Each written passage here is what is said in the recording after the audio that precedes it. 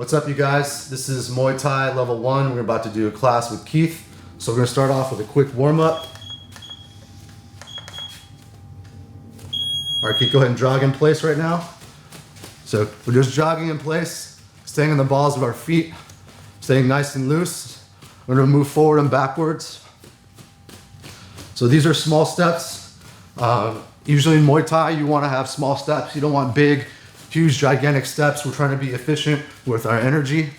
And the bigger steps we take, the more energy we use. So we're saving those movements for explosive maneuvers or counters or whatnot.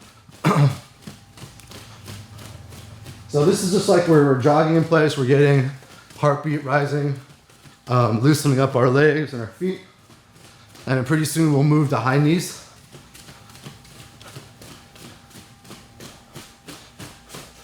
Ten more seconds to this.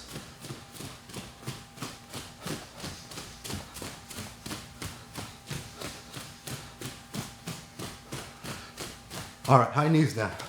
When you guys do high knees, stay in the balls of your feet. You want to bounce up and down and try and bring your knees to your hip or waist level, okay? You can still move around with high knees. So you can move backwards and forwards, and you can even go left and right. There's space. We're kind of crammed in here together, but we have room to move all around, and just keep it dynamic, move around, do what your body tells you. Focus on your breathing.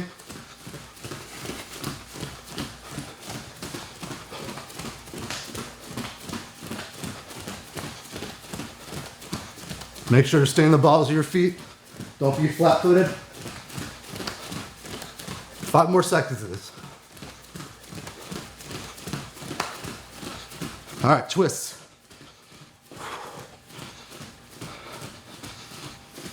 Make sure to keep your body square, facing forward. And what I'm doing is I'm bouncing off the ball of my foot and using that inertia to twist my hips. And your knees and your hips should be pointing opposite every time you bounce. So I'm bouncing off, twisting. And this is what we need to do to loosen up our waist, to ensure that we're twisting efficiently and comfortably when we throw our punches and kicks. 30 more seconds.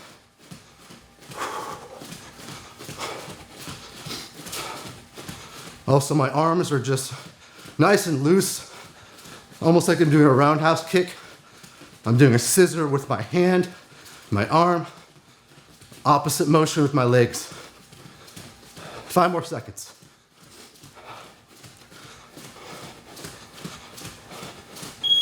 Good. Now let's stretch it out. So starts our necks.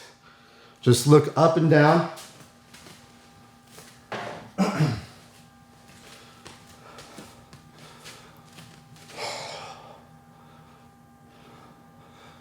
For a deeper stretch, we can actually pull down and resist, and push up and resist. It's really important to stretch your neck and strengthen your neck, no matter what martial art you do. Like if you do a lot of boxing, kickboxing, Muay Thai, you want to make sure you have a strong neck, so it's supporting your shoulders. Look left and right like you're saying no. Make sure you have a strong neck, so it's sitting nice and strong on your shoulders. Your chin is tucked, defending any strikes. For a deeper stretch, you can push and resist, push and resist. And if you do grappling like jiu-jitsu, you're probably defending chokes a lot, and your neck has moments where it's really sore. It's good to just strengthen your neck. So I work on my neck every morning. Every morning I do a neck warm-up and strength training.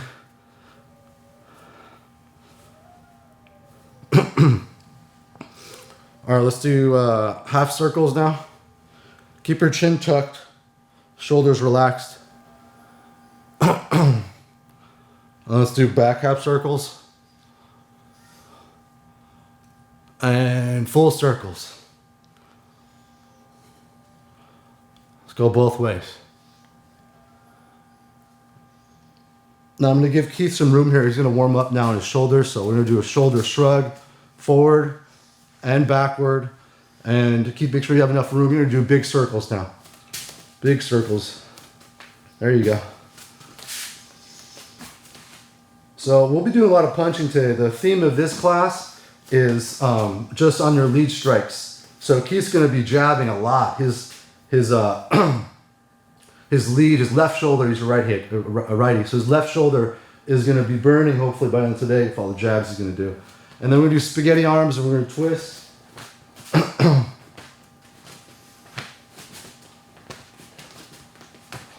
And you guys twist, pretend you're a gigantic a towel. So we're twisting everything out of this towel from the bottom of our toe to the top of our head. So a gigantic twisting motion. Okay, a minute left. Okay, let's do one last stretch. We're gonna just reach up, breathe in and drop it down. Exhale. Try and rest the fingertips on the ground. Widen your stance if you need to. And that way you have a point where you can actually let your upper body rest on the floor with your fingers and you can just release that tension. So try and breathe deep through the stretch. It's our last stretching before we get to it. Walk it over to the left side. Walk it to the right. Walk it back to the left. Back to the right, and kind of pulse as you're going back and forth, left and right. I'm pulsing just a bit to get a bit more movement. All right, good job, guys. All right, Keith, glove up real quick. So what we're gonna do, we're gonna start off on just doing a jab kind of drill, okay? Keith's gonna jab once and then be outside. Jab twice, be outside, then 3, and then start over. He's always gonna be moving with the bag, okay? Once, back out. Twice, back out, 1, 2, 3. All right? And make sure, Keith, you're adding that slip at the end. So when you guys are inside of range, you want to slip to the outside, same direction. Let's go, Keith. Jab 1, jab 2, jab 3. And notice how the bag's moving? So if you guys have a very mobile bag, what you want to do is not push the bag. You want to stay just to the outside. So watch this. Notice it's not moving? So make it snap. Not push. Let's go. Very good. That's good. Much better. Much better.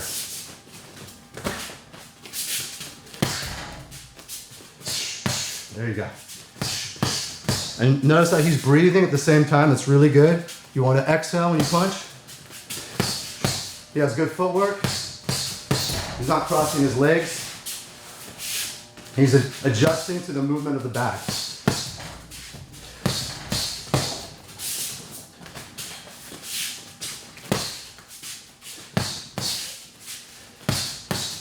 Very nice.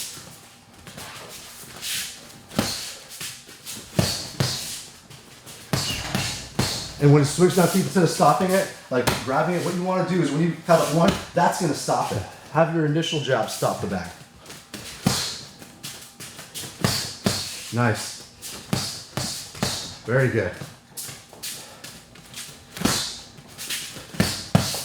Yes. Yep. Work with the movement. Work with the movement. That's it.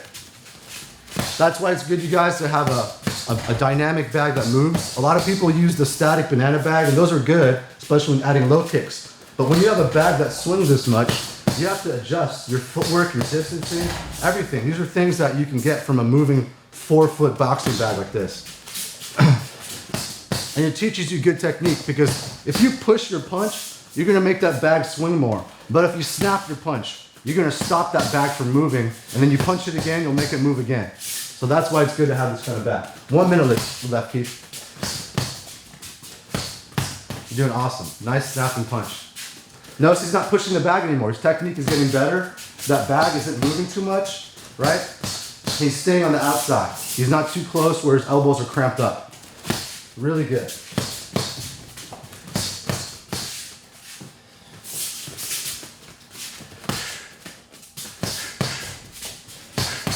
Notice how he's moving to one direction. So typically you want to move away from the power. And this is really good. If he's fighting a right-handed orthodox fighter, you want to move away from that power side. And also set up your right hand. Right now, he's moving so his right hand is constantly lining up to that center line.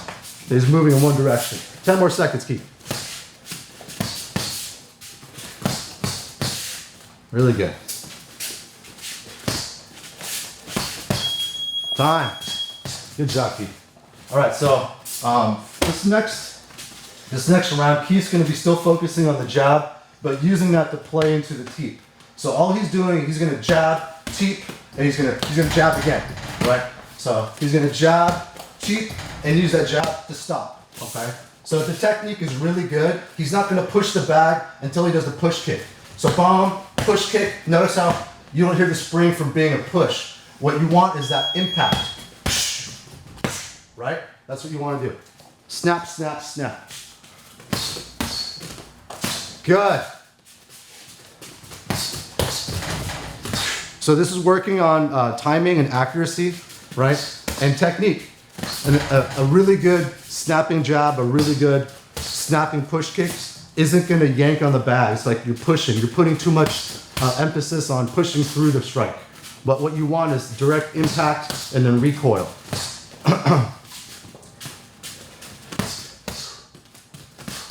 Really good.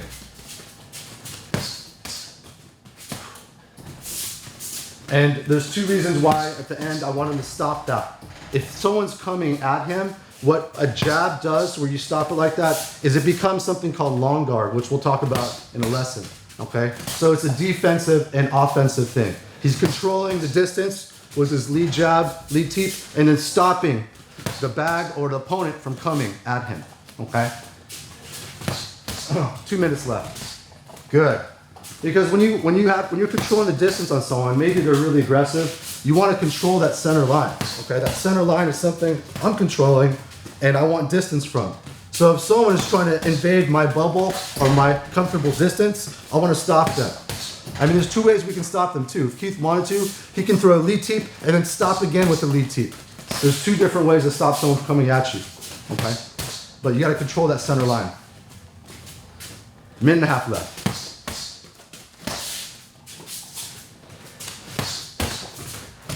Really good.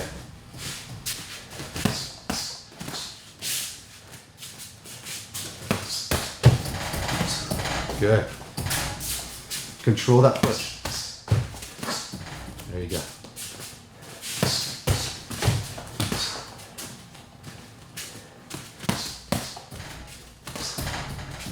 Less than a minute left, Keith. Doing really good. Now be aware of your footwork, you guys, when you're doing this at home. You don't want to be static. Okay, when you're doing these reactions and these strikes, you're constantly adjusting your footwork. So those drills that we're working on, where we're moving forward, backward, left and right, you're putting that all together right now. 30 seconds.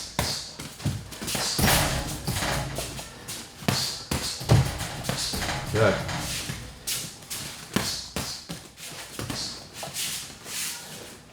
And notice when the bag is moving too, you have to constantly adjust to the direction of your kick because you want to hit the bag right in the middle. So if it's swinging a direction, you have to be more accurate. So this is really good for teaching accuracy as well. Last 5 seconds. Good job, Keith. All right, so the next, and this is the last round on our heavy bag, it's a stamina round. So I'm gonna tell Keith when to switch. Okay, I just want him to do 1-2s nonstop. Now I'm gonna be watching a couple things. I want his chin to be tucked, right? I want him to bring his fist all the way back, and I want him to be mobile, so he's moving around. When I switch to push kicks, I just want him to push kick, right? And one's gonna be a push, one's gonna be a stop. So notice how I'm pushing with one, stopping. You can hear the bag is not being pushed too much, the springs aren't being yanked on. So it's all about impact. Let's start with 1-2s, nice and easy.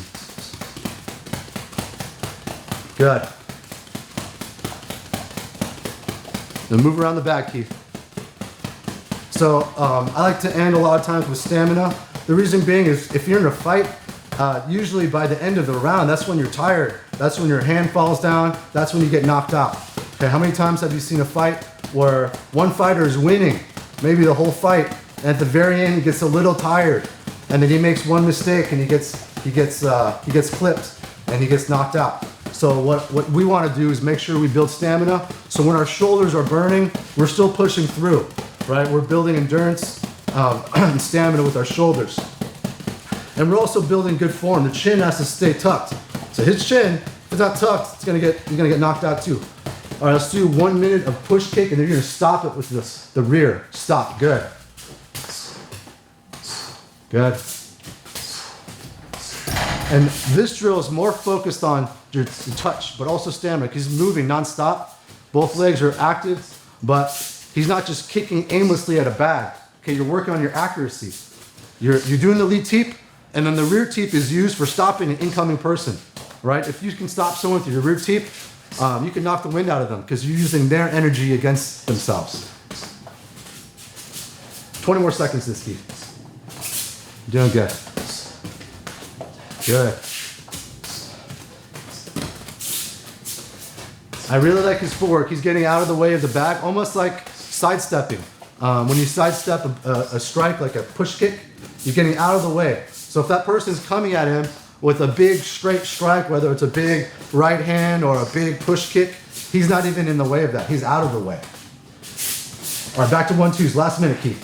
1-2s. So this is where, this is the hard part, you guys. The last minute, this is where I want you to ramp it up. So when there's 30 seconds left, I'm gonna tell Keith to kick it up. And then when there's 10 seconds left, I'm gonna tell him to go as fast as he can. So this last round is for you guys to dump the rest of your energy and just go out strong. You're doing good, Keith. Let's keep a little more distance though, so you get long arms. Try and keep your arms as long as possible, you guys, so you're getting the full range of your punch. So that bag is at the very end of your punch. All right, 30 seconds left, Keith. Up at about 10%. Try and bring that fist all the way back. There you go. And if you're doing it right, you'll notice your shoulders are moving, guys, not just static. Okay, 10 seconds left right now, as fast as you can. Pulse it. So with the 10 seconds left, you just want to pulse it like you're sprinting towards the finish line. As fast as you can. Here we go. 5, 4, 3, 2, and 1. Good job, buddy. Okay, so let's finish up now with just a cool down. All right, we did mostly upper body, so let's do the lower body right now. Okay, so we're gonna actually, Keith, you can take your gloves off right now. We're gonna work on our lower half, make sure we loosen up our legs, and and it's really important to do a cool down just in general, you guys, because you want to feel really good after a workout. And if you strain anything, you want to loosen that muscle while it's warm. Okay, so right now what we're gonna do is we're gonna put our left foot back and try and make a straight line.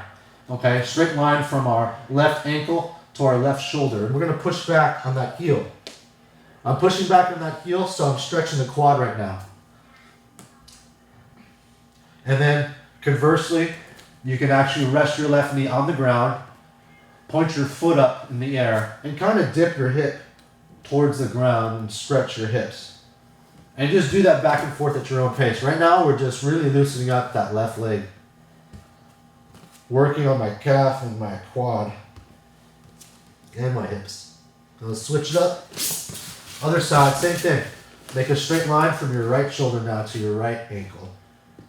Push back on that heel. And then knee down and just go back and forth at your own pace.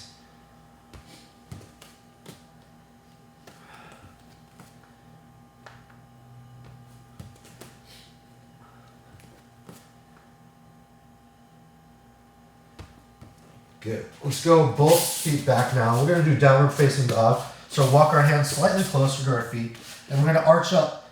Just like when a cat stretches, they're trying to elongate their spine. So the butt is in the air, but we're trying to keep our heels down on the mat now. So what I'm going to do is I like to actually alternate my heels, touching the ground one at a time. And then when I feel pretty good, I'll have both heels on the ground. And what I'm doing now is also relaxing the weight of my head from my shoulders. So just dropping it down. And trying to imagine my butt or my tailbones being pulled on by a string. And I'm elongating my spine, creating space. All right, good. Dip this down now to push-up position. Now we're not going to do push-up. We're just going to relax here for a second and push up to cobra. And look up. So stretching your abs. And then you're going to bend your left elbow and look over your right shoulder. Stretching the oblique. You're going to straighten that elbow. Now bend your right elbow and look over your left shoulder. Good. Now take this to child's pose. We'll try and relax right here. All that tension in your lower back. Let's go to cow position now. You want to straighten your back or flatten it and look up. And look down and arch your back. This is the last stretch we'll do. Just go back and forth at your own pace. Okay, let's roll it up to our Spider-Man squat position. Hands down, we're going to roll it up now. And reach up. All right, guys. Good job. Hope you had fun. Good job, Keith. Thanks.